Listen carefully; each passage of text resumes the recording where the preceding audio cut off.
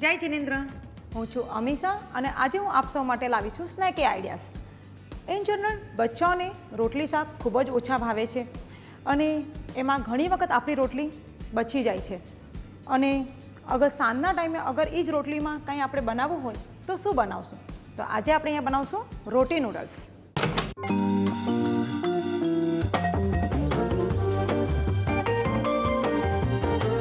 તો રોટી નૂડલ્સ બનાવવાની તૈયારી કરી લઈએ. આપણે ઓઇલ લેશું. તો આપણું ઓઇલ અહીંયા ગરમ થઈ ગયું છે. આપણે પહેલાં ફણસી લેશું. તો હવે આપણે એની અંદર પહેલાં યલો કેપ્સિકમ એડ કરશું, ગ્રીન કેપ્સિકમ, અને હવે આપણે એની અંદર લાસ્ટમાં કેબેજ એડ કરી દઈશું.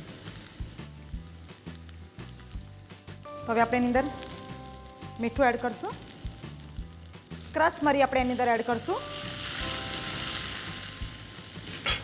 વેજીટેબલ્સ આપણા સોટે થાય છે ત્યાં સુધી આપણે રોટીને નૂડલ્સ કટ કાપી લઈએ. તો આ રીતે આપણી જે રોટલી છે એને ફોલ્ડ કરી દઈશું.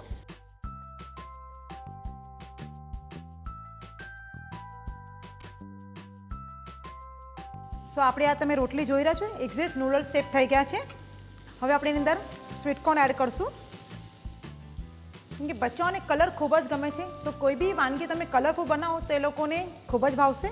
તો આપણે નૂડલ્સ બનાવી રહ્યા છીએ એટલે આપણે એની અંદર સોયા સોસ એડ કરશું, ચીલી સોસ,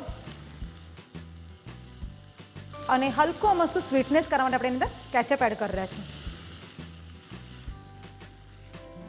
અને હવે આપણે લાસ્ટમાં આપણી જે આ રોટી જે નૂડલ્સ કટ છે એ આપણે એની અંદર એડ કરી દઈશું. હવે આપણે એને એકવાર પાછું બરાબર હલાવી લઈએ. ખૂબ જ હલકા હાથથી આપણે એને હલાવશું. તો બધું મિક્સ કર્યા પછી આપણે એને થોડી વાર માટે ગેસ પર થવા દઈશું. આ આપણા રોટી નૂડલ્સ તૈયાર થઈ ગયા છે. તો આપણે એને સર્વ કરી લઈએ.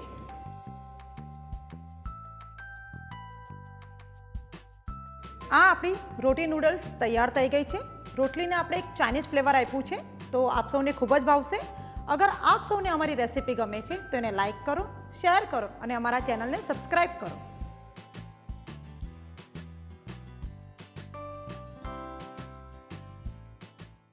For more such delicious recipes, stay tuned to Sanjeev Kapoor Khazana.